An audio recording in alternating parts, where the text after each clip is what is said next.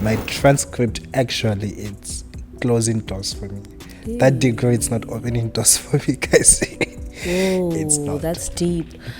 So what drew me to computer science was its flexibility, that I can also be able to give my own consultant services. As much as I knew that the money wouldn't be enough, but I knew that computer science will give me the knowledge and the freedom to be what I want to be. If you want to be in computer science, right, just know how to code. So don't stress about a university degree. Don't stress about going to UCT. You don't want to be there. You have a very good mental health. Please keep it and save it. Just do what you have to do and know what you have to know. You are watching the EduKnowledge Exchange podcast show, the place where we share, learn and engage with students, graduates and experts on their academic journeys. From personal challenges to inspiring success stories, we uncover the real experiences behind university and college life. Have you ever wondered what truly goes on in the minds of students and graduates? The struggles, the breakthroughs, the game-changing tips that can transform your academic journey? We bring you raw experiences, expert advice, and unfiltered conversations to help you navigate university life like a pro. Hit that subscribe button and let's dive into the ultimate knowledge exchange. Hi, how are you doing? I'm good, thank you. And yourself? I'm good. Let's just jump straight into it, right? So I'd just like to know, from your early childhood, what kind of a child would you describe yourself as? Okay. That's an interesting question. What kind of a child? Number one, I think I was the naughty child. In terms of early childhood, yeah, I think I was a naughty child. And I think I was also... Why do you say this? I'm so interested in that now. No, but because I liked to attempt a lot of things. Ooh, I like to attempt a lot of things, of which most of them were not safe things to attempt. There was a time I got fascinated with science and experiments, and I took shoe polish and then I bent it. I wanted to test its flammability, and I bent it in the house without knowing that it contains paraffin, and it started flowing to the wardrobe. And one thing that I knew that vinegar was its flammability is very low. So I went to the kitchen, took vinegar, and that's how I was able to put down the fire. So, 2 questions. Yeah. At this time, did you know that what you were doing right there was science? And second question, how old were you? I think I was like 10, somewhere there, yeah. Did you know that what you were doing was a scientific experiment? Yeah, that's what I was doing. I wanted to test, I was testing different products' flammability, yeah. Oh my gosh, that is so interesting. Yeah. That is so interesting. That is very dangerous. Oh my gosh. Not, and then at school, how was school like? Oh, okay. So in school, I was the dumb kid from grade 4 until grade 7. And then in grade 8, I had a turnaround and... miraculously I became a smart kid. Yeah. Okay. Yeah. But now so you say now at first you feel like you were a dumb No, kid. I was a dumb kid. You were a dumb kid because I was always in the last position of the class. Really? Yes. And what made this transition? Okay. Okay, so what made the transition is, I think I said a statement that I miraculously became a smart kid, so I just accepted Jesus as my Lord and Savior, and that's what happened, yeah. But I mean, as much as you've accepted Jesus as your Lord and Savior, there should be hard work with it, hey? No, there wasn't. There wasn't? No. So what happened was I accepted Jesus as my Lord and Savior in term 4 when I was in grade 7. Term 4, grade 7, yes, okay. And I remember then we used to write exams out of 75. And in grade 7, from term 1 to term 3, I never got above 10 out of 75. And miraculously, term 4 exam after accepting Jesus as my Lord and Savior, I got 24 out of 75. In grade 8, I took my textbooks, started doing maths. I was getting everything correctly. How did I know? I don't know. But don't you think it was also the change in your mindset that if you accept Jesus as Lord, you will also get these results? Don't you think that that also might have had like some sort of influence in how you miraculously became smart? No. Because by then I was too young. I didn't know why we accept Jesus. I accepted Jesus just for the sake of, I was facing some personal challenges. So I was just facing off like, I just found out that I liked the presence of God, and that's where I want to be. So I was just like, I didn't know about Jesus can heal, Jesus can save, Jesus can do it. So I just wanted to be there. And that is really so interesting. I don't want to lie. And also acknowledging the fact that at a very young age like that, you accepted Jesus. Yeah. And knowing that after you accepting Jesus, you could see the change in your life like that. And it was so drastic because, I mean... everybody called. The difference between grade 7 and 8 is literally a December holiday. Yes.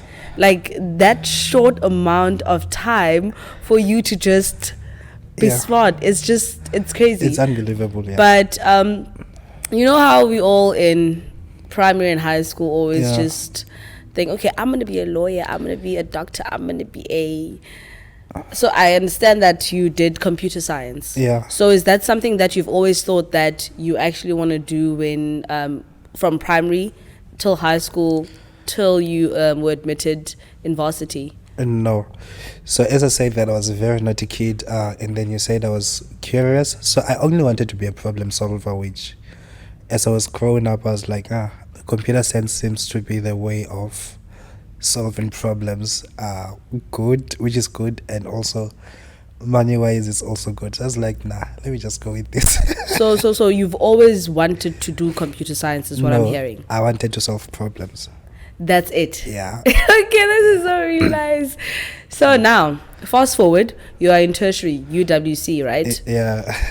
First year, how do you adjust from high school to varsity? Okay, that's another interesting question. So my transition from high school to varsity, all I knew was I want to do computer science and I want to be in Cape Town. That's all I knew. And my marks came out grade 12, and when they came out, I was in Cape Town. Obviously, I'm expecting University of Cape Town, but then I didn't get into the program that I wanted to be in. But then I found out that University of the Western Cape. Apparently, this university is also in Cape Town. So I was like, let me take this and then go and study their computer science. And that's how I found myself in. So you're accepted in varsity, right? Now, but before we go there, let's go a bit back. Okay. In grade 8, you find or you see that your marks have increased. You are now a smart kid. Now, did that progress and become even more? Like, did you get more marks as the years went by up to your matric? And, like those distinction kind of learners, were you there? Or were you like smart in terms of you were just passing and getting by? Okay, so in grade 8, I told you that I was usually at the last position. So in my class, we had, I think, 24 people. Okay.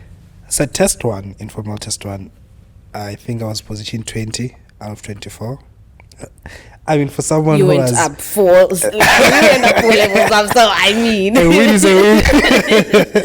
yeah. And then informal test 2, I was in position 15. I'm still going up. The test, I was position 10, and then term 2, found myself in position 3. Go on position 2. We're taking big jumps here. But I never found myself in position 1. There was this girl. She was always there. I mean, who runs the world? Girls. Not really. But yes. But it was something that progressed over the years, and I was doing quite well. Yeah. So basically, you're telling me that you were a top achiever. Yeah, basically, yeah. Okay, so now you're in varsity. Yeah. You were a top achiever in high school. Yeah. We get to varsity. How are our marks looking like?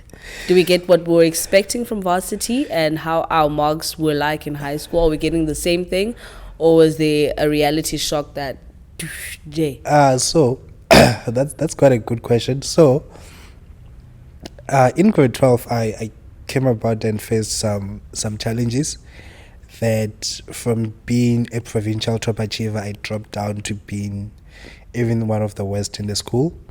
And then I accepted the fate and stuff. So I came to university. I didn't like UWC because from being a top achiever and coming to a university that's not even in the top 10 or something, I was like, this is not my place. And I found the content also easier. So it's like, these guys are wasting my time. And I think it took me into a mental breakdown, if that's what it's called. And then I was just on cross shift basically. I was just on.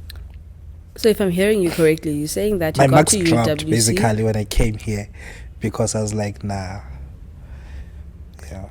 because you underestimated the content, saying that it was easy. Yeah, I underestimated it. So I see. So now you're in varsity. You're saying the content is easy, and then your marks drop. Yes. How do you feel about this now? You mean now? No, like at that point in life, how did you feel? What was going through you, through your emotions, right? I already had a lot of problems by then, so it was not that was not a shock, eh? Imagine from being a provincial top achiever to be nothing. That was the shock. So this in UWC was, I had gotten a bigger shock in grade 12 because I think I was getting like 98s, 100 in maths and stuff, and then in grade 12 I got 78. I was like, that was my lowest mark ever since I was in high school. Whoa. You went from 9800 to 78. To 78. Yes, in my final metric. Yeah. And that was your lowest. That was my lowest in high school. And do you know how people are very happy to get a 50%? You know how happy people are to get a 50%. Yeah, that's good. And then now, let's compare that now with your first year marks. Yeah. Did it also drop further? No. Or was it still around those 70s? It was still those 70s, which actually, when I came here, that was a big upgrade because I felt like I lost my academic confidence, right? So when I was getting those 70s, I was like, yeah, I'm becoming the man that I used to be. Yeah, so it was good. But what was it now? Because you mentioned that when you came to UWC, you just felt like you don't like the university. Yeah. What was making you to not like UWC? It's ranking. It's ranking. Oh, the ranking. Yeah. So basically, you wanted to go to CPUT. No. UCT. UCT. There's a lot of C's around. But you wanted to go to UCT. Disclaimer, CPUT is good. And if I have a chance to go and study there, I'm going to go study there. That's just a disclaimer. Okay. But yeah, so yeah, you wanted to go to UCT and they did not take you there, right? No, they did, but it was not in what I wanted to study. Ooh. So what did they take you in? It was an extended program in actuarial science, something like Natural that. sciences. No, actuarial. Actuarial. Yeah. Sciences. And what is that? We don't know. So actuarial science it's more of quant. It's more of, what can I say? It's actuary, I guess. I don't know how to explain it further, but it's about. But does it go hand in hand with what you wanted to do at the time? It's a distant cousin. Oh, okay. So, you're in varsity, first year. You feel like UWC is ranking-wise, it's not where you need it to be. Nah. So we don't like the school because ranking-wise, it's not where it needs to be. We underestimate the content, but our marks are still in the 70s. Mm-hmm. But you still think that's a good thing Okay. So your social life in terms of, because you're not Cape Townian, Yeah. you're now adjusting not only to the university, Mm. but you're also adjusting to the area. Mm. Was your social life in any way affected? So it was not. It was not. Because, I mean, when I came here, I was coming to study, and yeah, I was coming to study, man. And you only had that in mind? Yeah. So the first day I came here to Cape Town, the following day I came to campus on my student card. I maneuvered my way, came alone, maneuvered my way, and then I didn't care, man. No, okay. And then when we got our class list, I emailed all the vendor people that I noticed that, hey, I'm also a vendor. Don't you want us to be friends? And yeah, that's where I made my So you only university wanted friends. vendor friends? No. I didn't only want vendor friends, but I mean, those were the most immediate people that I could text. No, I feel like those were the most immediate people that I could text. Yeah. No, okay, I see. But now, for the very last time, sorry, just quickly take me through how varsity life as a whole Yeah. was for you. How it was, your social life versus your studies, and if in between you had maybe part-time jobs, and how you were also juggling those with your schoolwork, your social life, and yeah. Oh, okay. So my varsity life was good, and yeah, I was full of a lot of activities. I was doing a lot of things. I was juggling a lot of things at the same time. Like? Oh, I did ministry. I took part-time jobs. I also started my own business here. So yeah, so I'll Those are be three juggling. things. Yeah, So, you're doing ministry. yeah. I'm guessing this is not only on Sundays. No. I mean my own fellowship. Oh, Yeah. please tell us about that. I'm curious. Yeah, I had my own fellowship on campus. Yeah. And the name? Or rather, let me ask it like this rather. Is it still around now that you have graduated? No, but we have affiliations with certain religious structures on campus. Yeah. No, okay. So you had part-time jobs as well? No, not really.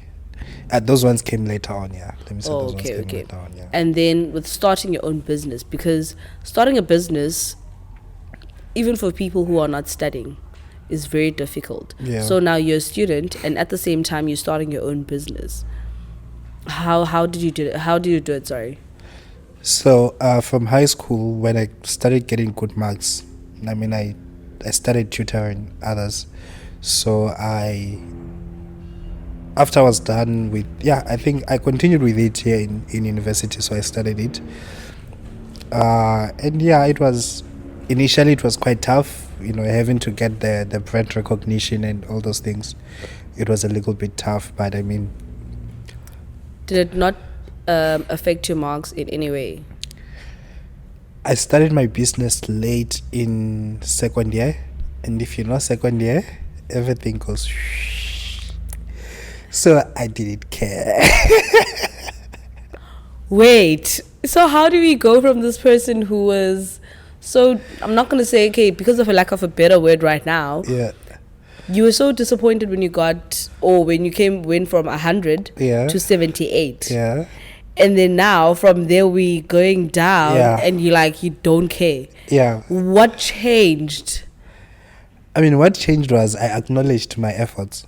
Okay. Yeah, so I was like, it's not like this is happening because I'm not studying or anything. Yeah. This is happening because I mean, it's life.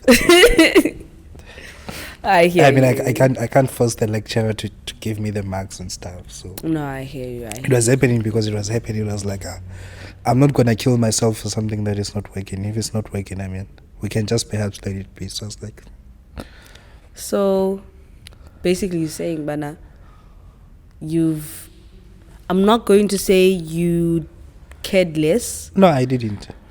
That's what I'm saying. I'm not going to say that, but it was like you accepted that, This is part of life. I'm a slow learner, apparently. I mean, Wait, in varsity or in general? And you were in told varsity. this? No, apparently, I looked at the results myself and I'm like, and I made the conclusion myself. Nobody had to tell me that. I had to see it for myself that, okay, guys, let's come back to reality. I see. I see.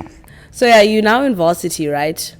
And then with everything that you thought that computer science was in high school, did you get that? Or did you even do your research as to what computer science was? Yeah, I did. So when I decided that, okay, since I love problem solving, which can transcend into technology, mathematics, stats, economics, finance, and everything. So I was like, okay, let me go to computer science. Started doing my research. But the first research that I did was about money. How much are these guys getting paid? So I was like, seems Very decent. important. And what do they do? And then I found out that they do these things called programming. So I was like, okay, how do we program? And then I started doing programming, learning Python while I was in grade 11.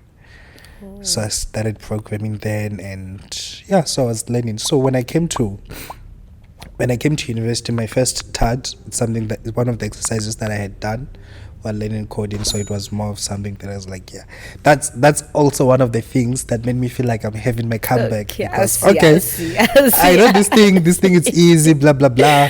They done give this us the all next weekend. coding or programming assignments, just stupid things, drawing shapes using Python. I'm like, something that I know, goes well. It goes well. So it was something that I was expecting, but the curiosity, even though now I'm a graduate, it hasn't ended. So now I'm thinking, how do I create these softwares? How do I do these things? Yeah. So the curiosity still stands on how to achieve certain stuff, but it has always been there. But yeah, it has been some kind of things that I was expecting on the base level, on a base level. Yeah. So it's really nice to hear that even though you graduated, Yeah. and you did your full, how many years is it? Your degree, how many years was it? The first 4 years of a 3 years degrees. Oh, They're okay. always the hardest. Haven't you heard that phrase? So yeah. But within in the space of 4 years, it's so great to know that they did not take out that spark of curiosity in you. Yeah. Because that's very important, because if a course is going to drain you so much that it actually spark or takes out that spark, then you going into the workspace, it won't really be nice if you still don't have that curiosity that made you do the course in the first place. So that's really nice to hear. But now you're working, right? What is it that you do? So I hear that you're explaining what you did in your course, but what you did in your course, is that what you're doing now? In terms of what you learned, is that what you're implementing? Okay, so computer science it's in this format, right? So the first year it's just the basics of the whole thing, mostly programming, mathematics, statistics, information system, computer literacy, what is a USB, and all those things. And then second year, you come to what we call data structures. Those now enable you to work with more different data that are used in softwares and other things. And then you go to final year. So final year it's more specialized. So we have machine learning, we have software engineering, we have operating systems, we have artificial intelligence, we have many more. So yeah, I mean, so we have all these things. I did all these things. So this helps you so that when you are done, if you feel that you want to be a software engineer, you already have that in your course, so you can just go there.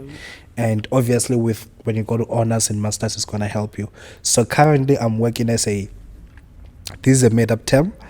Okay, I can't wait to hear it. As an artificial and business intelligence engineer. Yeah, artificial and business intelligence engineer. So what I do both artificial intelligence engineering and business intelligence. And yeah, is it something that I was doing in my course? With artificial intelligence, I did it in my final year. It's there, yeah. And with business intelligence, I did it in stats. So the theory and the information that I learned in stats is what I did. So there was a good handover between university and the workplace. Yeah. So, what? Thank goodness that you said that you also that you're doing artificial intelligence, because when you were naming everything that you guys did in each and every year, you caught my attention with artificial intelligence. Don't laugh. Are you specifically? I'm gonna use an example. Are you like improving AI as in like your chat GPTs? What is it that you're doing? For someone that doesn't know what it is that you actually do, what is the job description? Do you, yeah. You know what I'm saying? Okay. Artificial intelligence, it's more like mathematics. Inside it has statistics, it has discrete mathematics, it has calculus, it has quantum and whatsoever. So in artificial intelligence, there are topics and fields such as deep learning, there are fields such as machine learning, there are fields such as computer vision, there are fields such as natural language processing. So even when you go into artificial intelligence, you have to specialize and have more of a domain. But what I'm currently in now, it's natural language processing, which is our chat GPT, large language models and all those things. So yeah, so what I do is so I might have a business requirement, and the business might be looking for something that creates emails for marketing purposes. Maybe with the podcast as you are, so maybe we can create. So we have what we call web scraping, right? So web scraping is when you create a software that goes online and takes information and then understands the information and then do something with the information.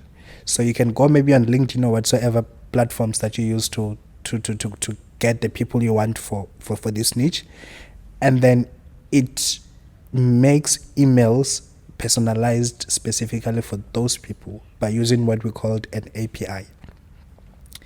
So when it does that, it can go and create that thing for that thing. So someone can be like, okay, we need such a marketing thing. And then we can be like, boom, that's what I do. It's your marketing thing. Oh my gosh. So it depends on a specific business requirement. But yeah, we are using, in NLP, we usually use large language models whereby, yeah, it basically understands English and does your assignments. Answer your questions. Does your assignments. It never did my assignments. I mean, you can't use your job to do the assignment. I mean, but you never know, hey? But it's funny that you say that it does our assignments. Our lecturers actually find out that we use these things for our assignments. Why? Because if you look at ChatGPT specifically, it doesn't have it doesn't really use human language. It uses human language, but it doesn't word things the way that we would. The way it speaks, it's so computerized. It doesn't it doesn't write things out the way that we'd say it, because we use the simplest language in most of the time, and we do know that when we are writing something that is professional, for example an email, there's a certain language that we will use. But then when it comes to ChatGPT, they'll just take it a step further, and then you can see that this is not a person who wrote this. Yeah. I'm not sure if I'm going to be misquoting you, but you said something in the sense of with what you guys are working with and what you are doing, which is focused on language and putting language into AI, I'm automatically assuming it's supposed to know how to speak like us. Yeah. So why is it that it doesn't and it just... Okay, so it's called artificial intelligence, right? Mhm. So when we are developing those things, there are certain parameters that we can set, and when we set them, we also set their intelligence, how creative they are. So yeah, The volume is increased Yeah. for their intelligence. yes, Oh my yes, gosh. that's why it sounds so. It's Okay. because the creativity parameter is high.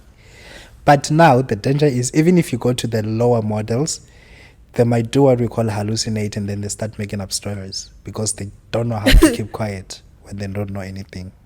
They hallucinate. Yes. That is such a human... It's so personified in the sense that it's kind of scary what AI can do. Yeah. Because you know how we're now scared that the world might be taken over by AI, and you saying that, and AI is hallucinating. Yeah. It's just out of this world. It's not. When you say hallucinate, you're basically telling us that it just makes up stories Yes. because it doesn't want to tell you that I don't know. I don't know. So you also spoke about the fact that you are in entrepreneurship, right? Mm-hmm. What is the name of your business?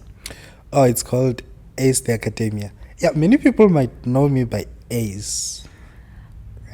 So instead of your real name, they'll know you by Ace. I see. And I also see. don't like disclosing my name, so I'm like, just call me Ace. Ace. I think this is the biggest exposure that I'm getting. Like, Oh my gosh!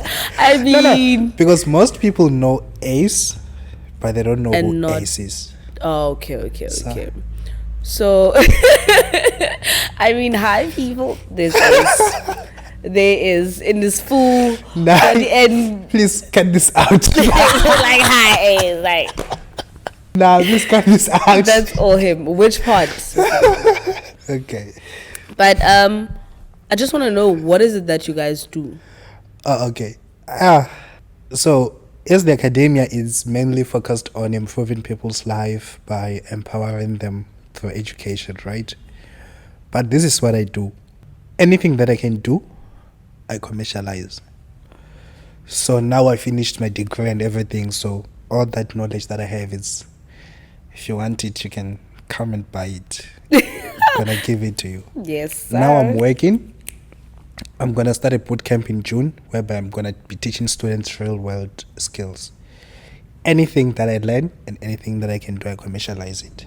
Oh, that's really nice. If I can cook, soon you'll see my posters on WhatsApp groups. Come and get food. So anything. So with ACE, it's going to, basically it's mainly on tech and education, and probably because it's also affiliated to my fellowship and all those things, religion is also involved. So it's also bounded by Christian beliefs and stuff. Yeah. So, when you are recruiting, are we speaking about high school learners, varsity learners, or everyone? Anything that I finish, I recruit. Yeah. So from high school to tertiary. Varsity. Yeah. Okay, I see. So how do people get a hold of you? Facebook, LinkedIn, Instagram. How do they get a hold of ACE? So I think our most active platform is LinkedIn and WhatsApp. So yeah, just watch out for LinkedIn and also WhatsApp. I mean, would you like to give us your LinkedIn name, just in case there are people who are watching and would actually like to join your bootcamp in June? Okay. Yeah, so my name on LinkedIn is Arehone Matodzi, and for ACE it's Ace the Academia. Yeah. Okay, thank you very much That's then. just it, yeah. So that's what I do. So now I'm just focused on education, but now since I've now gained much broader skills and have a greater overview of tech, I'm no longer mainly focusing on tutoring. So I've hired some tutors who do that. So now I'm mainly focused on That's nice. software solutions, creating websites, applications for people and businesses, and exposing students to real world tech skills. And with the tutors that you've hired, are there specific subjects that they do, or do they tutor all subjects? Whatsoever you're more comfortable with, yeah. No. So you can tutor. Okay, so in the near future, or even if it's the furthest future that you can imagine, where do you see yourself as well as your company? Okay, so okay, please don't call me bad. I don't love money, ne? Oh my But gosh. the kind of money that I want, no job can give it to me.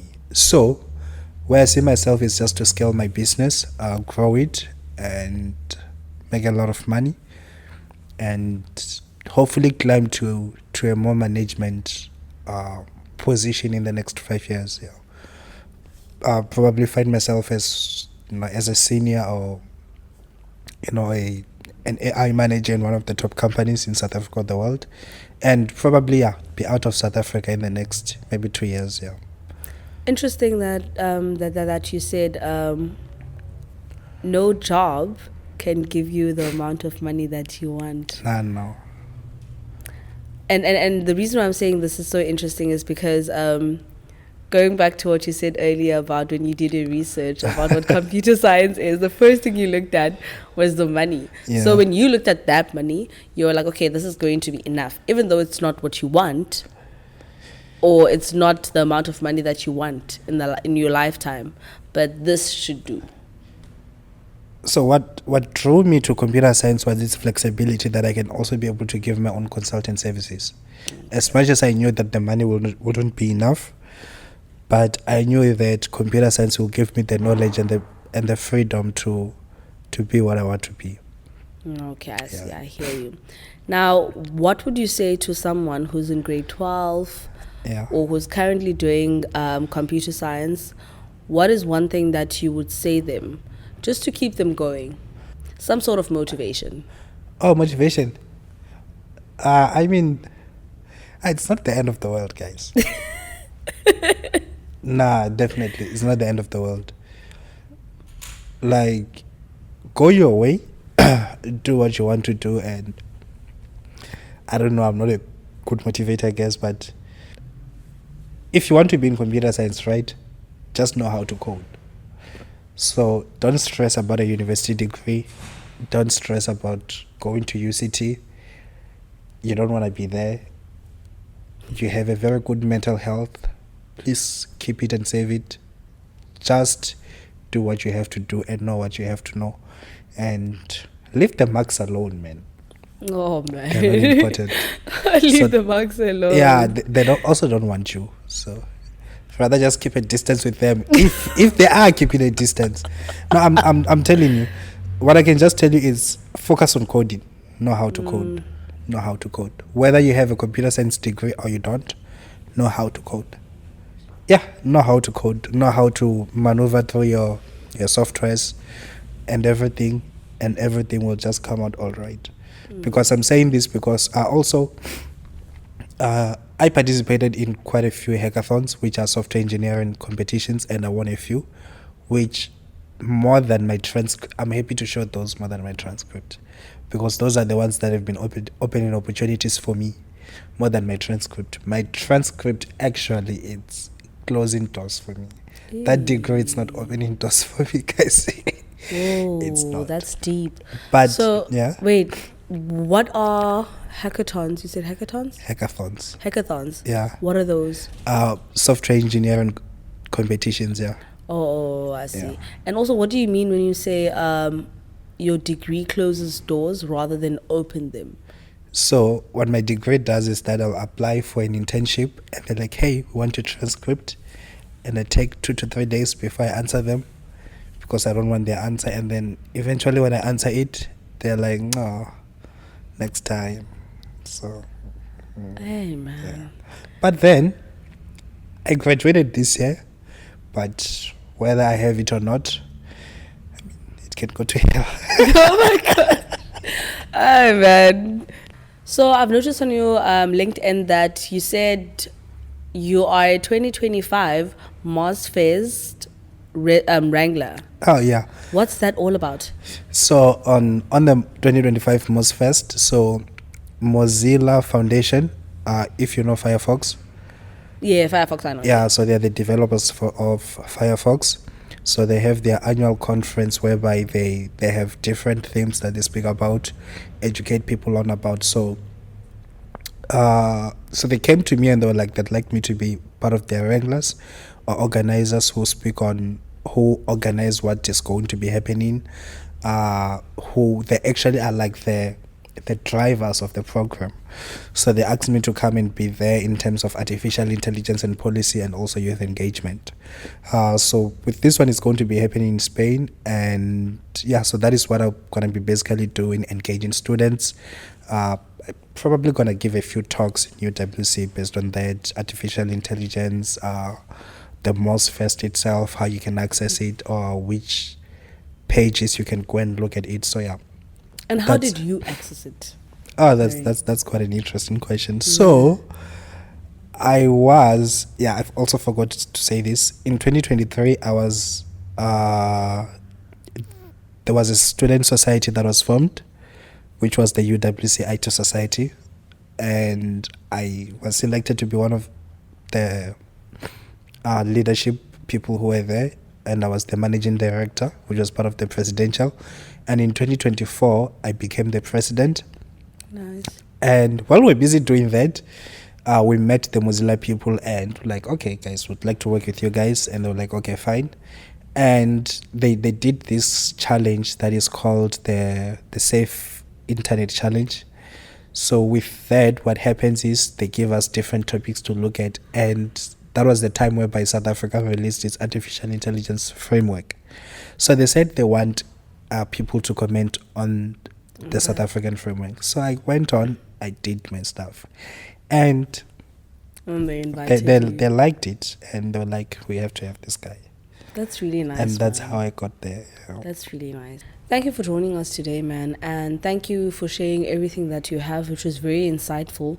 And I hope that the viewers will also take it, share it with other people as well, just so that if there's someone that they know of that would like to do computer science like you were doing and aspire to do coding as well, that they can refer back to this. So don't forget to like, subscribe, and comment.